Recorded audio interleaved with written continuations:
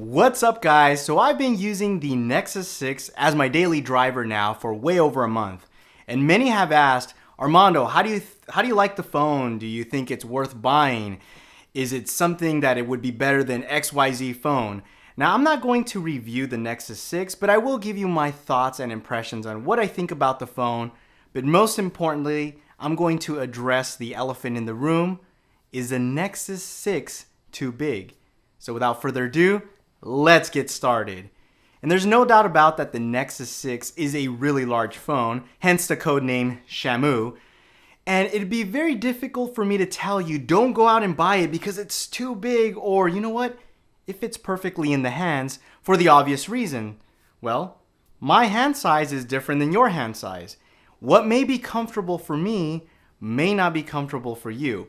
With that being said, if you're using a Galaxy Note phone, if you're using, let's say, a phone like the OnePlus One or anything 5.3 inches and above, you'll come to realize that the Nexus 6 isn't that much bigger than the phones I just mentioned. In fact, the Nexus 6 compared to the iPhone 6 Plus is almost identical in size. Matter of fact, I've noticed that people who use an iPhone 6 Plus put a case on it because they're afraid that the phone is going to bend. When you add a case to the iPhone 6 Plus, it's actually bigger than a Nexus 6. So I just wanted to give you guys kind of a comparison. Even though the Nexus 6 on paper is pretty massive in size because it has a 6-inch display, I have to hand it down to Motorola for being able to pack a 6-inch or close enough to 6-inch display in such a small form factor, well, relatively small for its size. Now, this design is inspired by the Moto X, and if you're familiar or you've ever used the Moto X phone, or if you own one, you'll understand that ergonomically it is probably the best phone available to date. It fits really comfortable in the hand, and the Nexus 6 is no different. I was actually very impressed that it was a lot easier to drive than I thought it was, and almost didn't even buy the Nexus 6 just because of its size. Now, if you're somebody like myself who loves to consume media, likes to watch YouTube videos, loves to browse the web, play video games, basically if your phone is constantly in landscape rather than in portrait, you're really going to enjoy this phone. Now, I'm not saying that the Nexus 6 is perfect in size. In fact, I still think it's a bit of a large phone for my comfort. And personally, I think the sweet spot would have been 5.5. But with that being said, after using it when I started using it for about a week or two, I come to realize that I really appreciate this phone. And I'm going to tell you who it primarily caters to. As I stated before, if you like browsing the web, consuming media, if you're watching YouTube, if that's all you primarily do 80 to 90% of the time, it's a phone that you're not really going to care about its size. There's a reason why they call these phones or refer them to as phablets, because it feels like you're using a tablet. And that's not necessarily a bad thing. One of the things that I like about the Nexus 6 is that due to its size, I'm not really using a tablet that much. Even though I still like my NVIDIA Shield tablet for its reasons, the Nexus 6 just is all-in-one. It's my little mini tablet per se, if you want to call it that, and it's of course my personal phone. But the Nexus 6 really shines because of its size. It has a beautiful display, not the best in class, but it's really good. You have front-facing speakers, and believe it or not, once you start to use it, the size doesn't really become an issue like other phones, and again, that has to do to the ergonomics.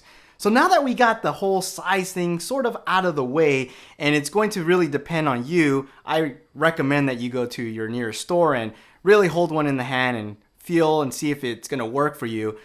How is the phone, or is it good, or how does it differ from other Android flagship phones out there? Well, let me get this out of the way. Most Android phones today are very good. You really can't go wrong with any phone that you buy. If you own a Galaxy Note 4, if you own even a Galaxy S5, just about any phone out there today is really good. So it's now Android users really get to pick and choose what's most important to you. So as I stated earlier, this is not a review, but I will tell you what I think about the phone, and I'm going to break it down really simple. The pros and the cons, what I like and what I don't like.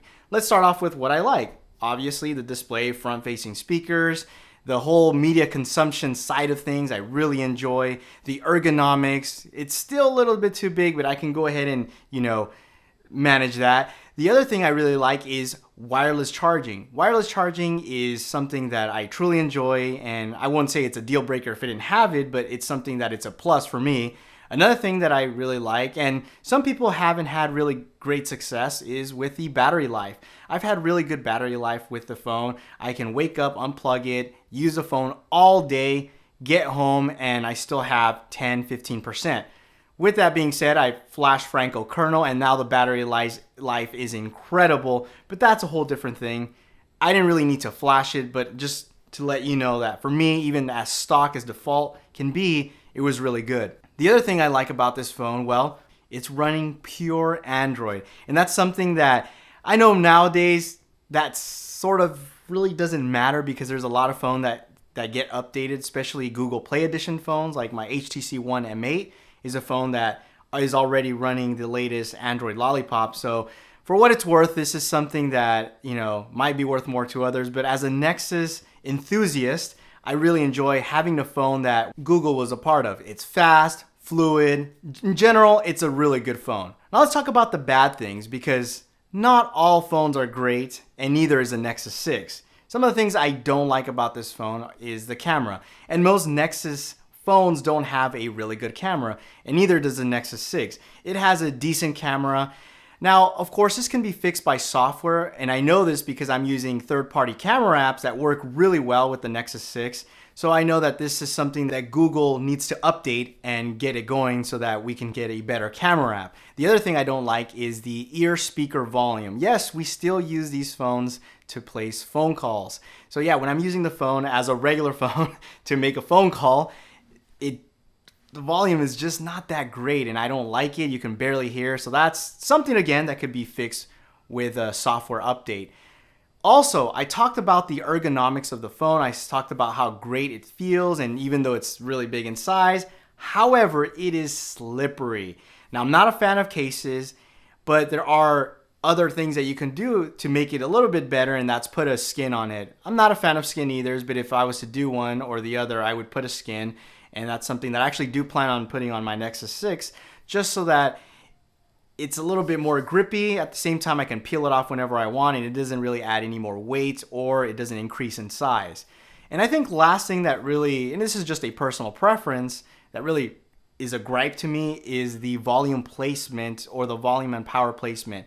So you have a phone that when you look at it, the volume and power buttons are almost dead center. They're slightly a little bit on the taller side, but if you compare it to the HTC One M8, and you'll see here, you'll notice that the M8 personally is perfectly placed. It's right above where it needs to be, and when you look at it next to the Nexus 6, you can see that it's way down below. So a lot of times what I'm doing is, I believe that I'm hitting the volume down button, but in reality I'm turning the phone off. So that has been a gripe.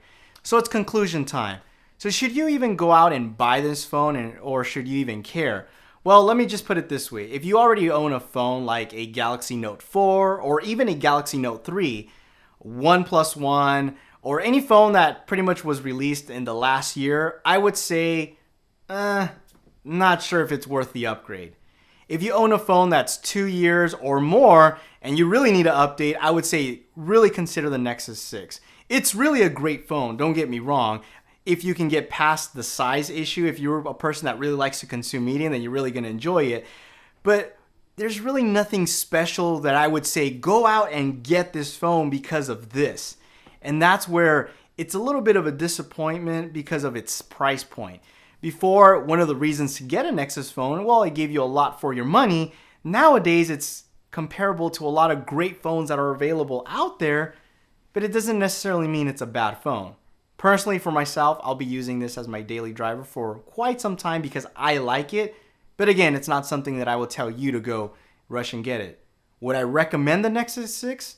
Absolutely. Hope you guys enjoyed this video. Let me know your thoughts if you own a Nexus 6. I want to know what your favorite things are about the Nexus 6 and what you don't like about the Nexus 6. The Nexus 6 is a very developer friendly, so I know a lot of people like that phone because of it, for the same reasons I do. Please share this video with all your friends and family. Until next time, adios.